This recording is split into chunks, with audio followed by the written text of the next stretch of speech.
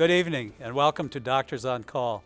I'm Dr. Ray Christensen, faculty member from the Department of Family Medicine and Biobehavioral Health at the University of Minnesota Medical School, Duluth campus. And I'm a family doc from Gateway Family Health Clinic in Moose Lake. I'm your host for our episode tonight on men's health. The success of this program is very dependent upon you, the viewer. So please call in your questions or send them in to our email address, which is ask@pbsnorth.org. Our panelists this evening include Dr. Nathan Hoffman from Essentia and Dr. Umar Siddiqui from Aspirus St. Luke's. Our medical students answering the phones tonight are Will Stone from Melrose, Minnesota, Alex Lindgren from Fergus Falls, Minnesota, and Matt Schell from Altura, Minnesota. And now on to tonight's program on men's health. Dr. Sadiki, welcome. It's been a while. I think we did this once before, or sometime in the past. Yeah, I believe I'd like to know a little bit more about your practice. You're an internal medicine physician, and yeah, I do internal medicine, addiction medicine, and obesity medicine at St. Luke's. so addictive and obesity medicine too. Yes. Yep. And Dr. Hoffman?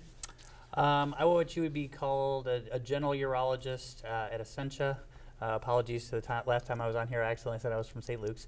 So I remember that. Exactly. But I do work at Essentia. And I would say I have kind of a special concentration in, all urologists do prostates and kidney stones, but I have kind of a special interest in kidney cancer and then also in incontinence. So it would be kind of my two more specialized areas. Well, welcome both of you. Thanks for coming. I want to start out talking a little bit about what good general health for men. And starting with that, Dr. Siddiqui, what's the most common thing that you see in your office with men? And I think a lot of times I'll have questions about whether it's normal of how much they get up at night to urinate, questions about their libido and sexual health, and kind of weight loss and kind of trying to get in those kind of areas, trying to look better and feel better. Do you counsel them on good health and exercise and things too at that point? Or? Almost daily, yeah, multiple times a day, and seeing more men coming forward about mental health and those kind of things as well. Dr. Hoffman, in your office? I would say that, I do a lot of, just as you were saying, a lot of issues with urination, a lot of issues with, sexual health, sexual function, and even though I'm much more specialized, in general, when you get to me, you've kind of already gone down the treatment pathway of medications and things like that you could use for those things, and I'm kind of doing more specialized things. It's still kind of important I always tell people that everything that is heart healthy is prostate healthy, so the things you've been hearing about for years, eating a balanced diet, exercising, keeping your weight down, all that sort of stuff will make your prostate healthy, even if that's not the specific goal that you have with it. It does seem that the prostate is kind of the focus of men's health. Dr. Siddiqui, when you look at your practice, I'm assuming with internal medicine you're doing all ages. When do you start seeing difficulties with prostate in men? And when do you start looking seriously at it? Typically, most patients who have concerns about it are over the age of 50 for the most part, and it kind of varies as to what they think is a problem and whether or not they know anyone who has had prostate cancer. The ones who know someone who has, that they're the ones who are typically more wanting to get screened and further evaluation. How do you screen?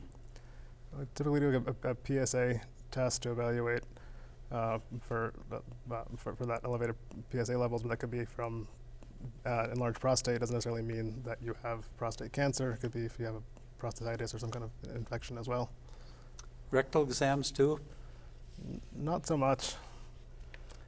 Dr. Hoffman? I still do rectal exams, mostly for the fact that, there are certain situations, especially in people above the age of 75, where you would only act on a bad rectal exam. You don't always necessarily go as aggressively on the PSA. But the other things that we've been adding to the to the investigation are things like MRIs of the prostate. That's kind of been an advent in about the last 10 years that really kind of helps give us a full picture. But it is very interesting. There is such a wide range of prostate growth rates and when your prostate gets big and when your prostate gets small. I agree that the vast majority of them happening over 50, But I remember seeing a patient who was 30 years old, and his prostate was already the size of you would typically expect in a 70 to 80-year-old. So it doesn't mean that it can't happen at younger ages. It's just more likely to happen at older ages. Yes, so that's true. Dr. Siddiqui, when you see these young people, what kind of 50-year-olds? I'm old, so they're young. When you see people in that 50 age group, what kind of symptoms are they coming in complaining of? Most of the times, initially, my sleep is terrible because I get up 4 or 5 times a night to urinate. That's the biggest complaint. Any other difficulties? They have trouble starting? Starting, stopping. I feel like I can't complete. I feel like I can't. I don't feel like I finished urinating, and I feel like I keep having to go. And when I go, it's not starting, and kind of they get frustrated with that too. So as we go through this, I've been struggling with LUTS, L-U-T-S, which is new initials that I didn't know about till the last couple of years. So what are LUTS? What is LUTS? So LUTS literally stands for lower urinary tract symptoms. So like basically from the kidneys down, you're having symptoms from that. And they're kind of divided into 2 main groups. There's what you call obstructive symptoms, which is where it takes too long to get started. You see intermittency, it's stopping and starting, you feel like your stream is less, those types of things. And then there's what you call irritative symptoms, and that's generally a reaction to how big the prostate has gotten. Your bladder knows it has to pee, and so it gets stronger, and so it becomes harder to control. So you end up peeing more urgently, peeing more often, feeling like a sense of pressure even when your bladder just got empty.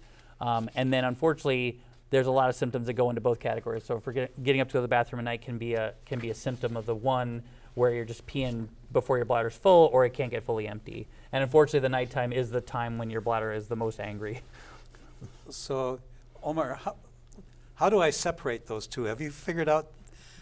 We're both in primary care, and I'm trying to decide, from my standpoint, how I tell the difference between LUTS and prostate, a big prostate.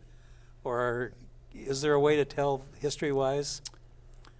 And you both jump in on this. So I guess I would say that LUTS oftentimes, comes from prostate. LUTS can happen in women who don't have prostates. It just means that your bladder is giving you something that you don't like, is what I would group into the massive, category of lower urinary tract symptoms. So are there medications for this, Omar? Yeah, I think the most common medication that I see used is Tamsulosin or Flomax, which kind of helps for the prostate to contract more easily. That decreases that urgency and urinary frequency and getting up at night.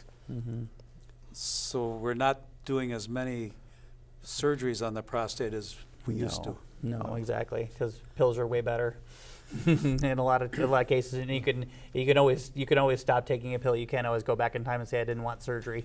Very true. Dr. Siddiqui, this is a question I think that would be best for you. For men who are obese, can I get by with 700 calories a day? No. I don't think Why not? Well, that's too low. Then your body starts shutting down kind of metabolically. So typically it shouldn't have less than 1,200 calories a day. But you should have safe weight loss is about 1 to 2 pounds a week. So if you are overweight, you should ideally cut down your daily calorie requirements. You can calculate that out with online by 500 at least per day, and then with that throughout the week you will probably lose about 1 pound safely. What kind of an exercise program would you put in for a 50-year-old male with that complaint? With that complaint, one thing, walking, running, cardiovascular health exercises are great, but I also think weightlifting, resistance exercises have a bigger impact. One, because if someone is obese, they can lead to decreased testosterone levels as well, which can lead to other, erectile dysfunction, other concerns. So when they lose the weight and they help build some muscle, they can increase the testosterone levels naturally as well. Yeah, the thing that people forget is that testosterone is metabolized in adipose tissue, and so if you are overweight, someone who has quote unquote normal testosterone will generally not have normal testosterone available to them because it'll be metabolized so rapidly. Is sex good for good health? I mean, sex is what makes the world go round, and in general, people are happy when they are having good sex. So I don't ever tell people when it's time to say that that part of their life is over. I've had 94-year-olds literally come for me for Viagra. Yep, so, yeah. So I would say yes. So you brought up testosterone.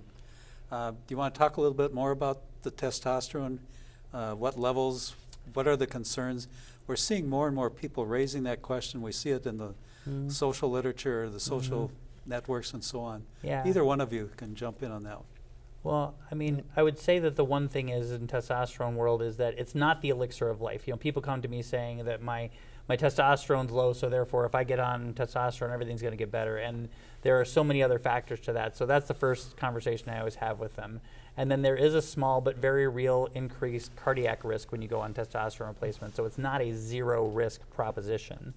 Having said that, there are a lot of things that run on testosterone, muscle mass, like we've been saying, skeletal mass, sexual function, all this sort of stuff. And so if you replace it, you generally do get these guys feeling better.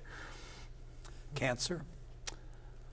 It's a question. You know, testosterone does have the potential to fuel prostate cancer, but the literature on that is actually getting a lot sketchier because what we thought of was like the minimum level of testosterone that would grow prostate cancer is generally where everybody lives above. And so because of that, to replace people, you know, like, so a certain amount is required to grow prostate cancer, and then this much more is required to feel good about your life. You're almost always above that first line, so replacing you up to a level where you feel good about your life is still safe. This is going to be a little bit of a rehash, but the question is, what are the warning signs of an enlarged prostate? How concerned should I be if I have some warning signs? And I don't know, let's start. Want to start with primary care? I mean, I think it varies on what are the signs. Is it, you know, do you feel like you have trouble starting or stopping peeing? Are you just getting up at night? Are you still having, like, you know, losing weight unintentionally? Are you having, you know, night sweats, chills, more concerning symptoms, which make me think more of a malignancy as opposed to just an enlarged prostate? It would depend on how they present. Yeah, the one other thing to remember, is, especially in the overweight population, is that sleep apnea leads to getting up to go to the bathroom at night, even if they have normal bladder function. So their prostate works, their bladder works, and they're still getting up to go to the bathroom at night. And that's because they actually, when you have sleep apnea, you actually have an excessive nighttime urine output. And so you actually are getting up not because your bladder's malfunctioning, but because your bladder's filling up that many times at night. So we've talked a little bit about medications.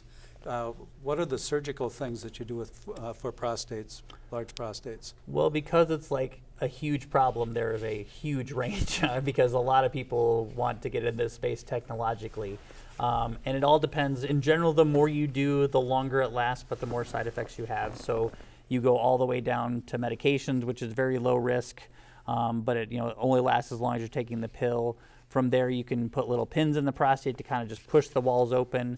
You can steam the prostate to get it to shrivel up.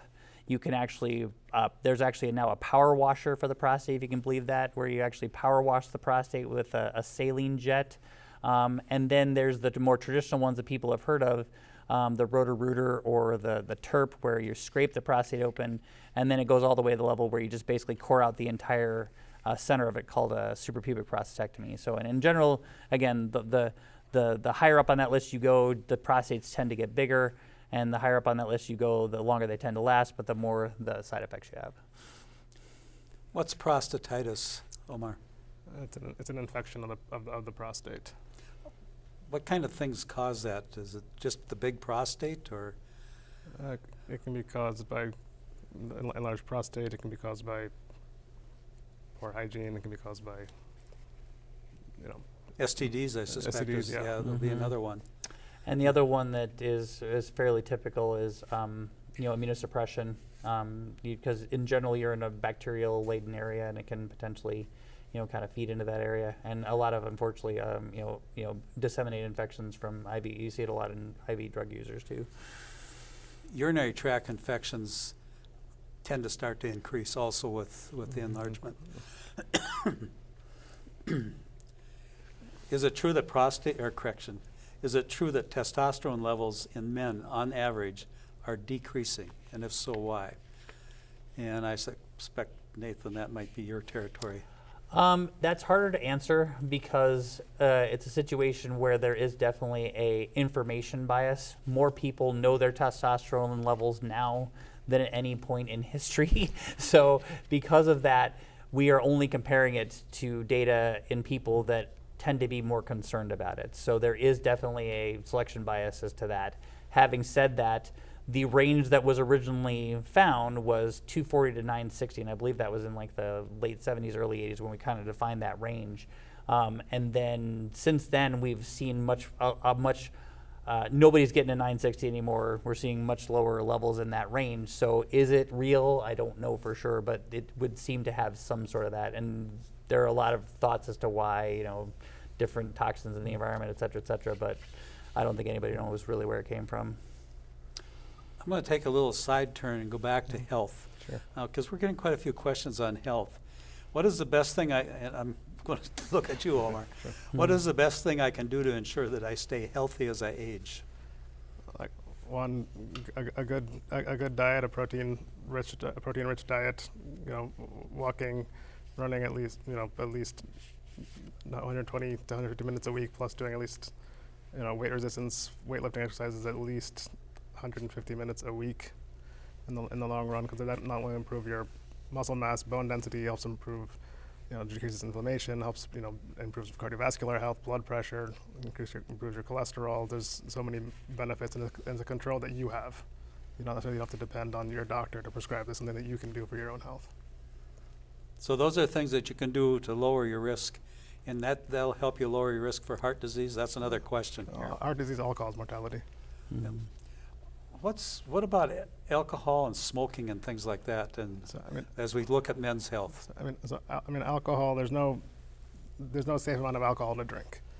And alcohol itself, increases risk of every type of cancer, increases your risk of decreased testosterone levels, and just increases your risk of overall heart disease, blood pressure, and any kind of cardiac events, cerebrovascular events. So there's really those things are putting yourself at risk for. Nathan, I remember, doesn't smoking increase your bladder cancer risk also? Yeah, I mean, for me, it actually increases bladder and kidney cancer risk both, because they think there's a concentration of the toxins in the urine, and the reason why it happens most in bladder is just because your urine spends more time in your bladder than it does in your kidneys. So the toxins have more time to accumulate. What about vaping? Any information on vaping? I don't know. Sorry, go ahead. No, go ahead. Yeah, I don't know of anything about vaping in terms of the recent advents of risks for bladder cancer and kidney cancer and things like that. Meth use has been shown to increase your bladder cancer risk fairly significantly in a much younger population. It used to be if you saw bad bladder cancer in a 40-year-old, that was an event, but now it's common enough in people who have that type of use. Omar, back to your good health stuff again. What this person wants to know what is a healthy weight, blood pressure, cholesterol, and blood sugar. So the four big ones there. Healthy weight again depends on your body habitus and how tall you are and other factors. And as far as what were the other parts? Blood sugar, blood pressure, and cholesterol. Blood pressure, I think we all kind of, the 120 over 80 is kind of like the ideal blood pressure. Blood sugars, fasting, you want between 80 and 120. You don't want it to be higher than that. Cholesterol, you want the LDL, the bad cholesterol, to be ideally less than 100. Would you mind if I ask a follow-up question on that? I know that there has been talk of different ways to measure healthy weight other than BMI. What at the as somebody who does obesity science, I was just curious if anything has been a thought in that. I don't necessarily agree with BMI. Mm-hmm. I think because it was invented in England based on British soldiers in the late 1800s. Mm-hmm. So obviously that's a completely different type of people than we are today, and that doesn't take into account your muscle mass or your bone density or any of those kind of things. There's different ways to kind of evaluate that to give you more accurate body composition than BMI. I think waste has gotten in there and things like that into that formula. Right. If you did that, The Rock would be considered obese, right? But he's pretty much 100% muscle. Right. Exactly. Yep. I was just curious if they've come up with a new calculation that is back of the envelope, quick calculation for it. They kind of do like a water displacement, Oh. but that's more specialized and kind of not as easy to. Takes time. Yeah. Gotcha. I'm just curious. Thank you. No, that's a really good question because there's more and more discussion on that one. I think I've seen that also. Should I be taking supplements? I'm going to stay with you for a minute, like calcium or vitamin D. Yes, I mean calcium and vitamin D, of course, for bone health, but I think also taking a multivitamin in general. You don't think you need to go by these specialized, magnesium things. You can take a one a day, and we'll get most of your requirements there. Yeah, it was interesting because there was a prostate researcher who decided to go into what supplements are good for prostate, and so he tested like all these things and did as much science as he could, and what he came back to was exactly that. If you're going to do anything, just do multivitamin, and calcium. That was it, Well, yeah, and the rest of it's generally just go to the fruit and vegetables section of your Right. store. Yeah. Exactly. How does finasteride affect the prostate size, and what are its side effects, and how does it work? So finasteride is a medicine that blocks testosterone conversion into a more potent form in your prostate. So that's the reason why people will see their prostate shrink, because they're not under that influence of that more powerful testosterone. The potential, we used to think it would only act in the prostate, but there is actually some growing evidence that that small amount of that higher potency testosterone goes throughout your whole body. So when you have low testosterone symptoms, you can get low testosterone symptoms like low libido, low energy, muscle loss when you're just taking finasteride. But it does shrink the prostate by basically starving it of its growth factor. So it works. No, it does. It definitely shrinks people's prostates. So if you quit taking it, then what? It will grow back. It takes about 6 months to a year to go in each direction. So if you start taking it, it takes about 6 months to a year before you kind of bottom out on this as low as it gets, and then it takes about 6 months or a year to bring it back. Gleason score. I'm going to stay with you for a minute. Sure. So the question is about a Gleason Sure. of 9. And Sure. you take it from there. Sure. So Gleason score was developed a long time ago, and it's just basically a measure of how aggressive a prostate cancer is. So I always tell people aggressiveness is how fast the plant is growing, and stage is how big the plant has gotten. So when you talk about a Gleason 9, you have a very fast growing cancer, but in general, you don't know how much it's grown.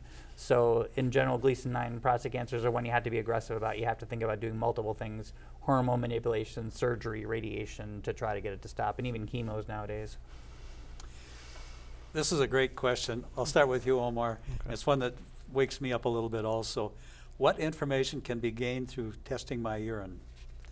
And I don't think we test urines as much as we used to, and I don't know if we're doing it enough. I mean, you can get a lot of information from testing your urine from whether or not you have an infection, if you're excreting protein, any kind of kidney dysfunction can help. We get drug screens. There's a variety of tests. It's kind of hard to it's just a broad range of things you can test the urine for. Yeah, we've developed a lot of other blood test surrogates. Looking for sugar now became an A1C, et cetera, but there is still a lot to be gained for that. Well, the other thing that we used to really look and follow were red cells and things like that. And it just seems like over the last maybe 20, 30 years, we've just kind of shifted. Yeah, I mean, the idea of screening people's urine that way did get a lot less frequent. We only do it in people who have risk factors now, but still one risk factor is age above 50, so it's pretty much everybody who's getting a yearly physical should get a UA urinalysis. How safe is the long-term use of nicotine chewables even after quitting smoking? It's hard. Thank you for taking. That's yours. Yeah. I mean, that's hard to say. Nicotine itself is not. You get that's the addictive part, but the cancerous portion is the toxins in cigarettes and vapes. So can't say it would be too detrimental to your health overall, but I can't say know enough about people. Yeah, About that. I don't know any of that data either, unfortunately. Omar, what vaccines do I need after age 50? Vaccines you need after age 50 annually. The flu shot. You need COVID boosters, RSV shingles, RSV 65, shingles, pneumovax, pneumonia vaccines. Those are the big ones. We've got a little bit of time left. Peyronie's disease. Oh, that's a tough one. So that's curvature of the penis with erection, and the big question is it stopping you from having sex? If it's stopping you from having sex, that's when we generally intervene, and it can go anywhere from just using a specialized stretcher to try to stretch the penis to go back to straight again, all the way up to surgery to straighten the penis out. So you got a broad range there as to what you can do there. But it's basically a scarring of the penis that when you get an erection, it kind of doesn't allow it to stretch as much, so it bends toward the scar. There's been a lot of advertising and so Yeah, on the bent lately. carrot. Yeah, exactly. The bent carrot is. I'm one of the people who does more of the Peroni's work. Me and my partner, Dr. Engelsler, do a lot of the Peroni's work, and we get a lot of bent carrot talks. This has been a really nice discussion, gentlemen. I really thank you both for coming in. We appreciate it a lot. We've covered a lot. We've done a lot of discussion about just good men's health. I want to thank our panelists tonight for joining us, Dr. Umar Siddiqui, Dr. Nathan Hoffman. Please join Doctors on Call next week when Mary Morehouse leads a special program on mental health with a panel of experts from around the region. Thank you for watching and joining us this evening, and for this joining us this 44th season of Doctors on Call. Have a great night.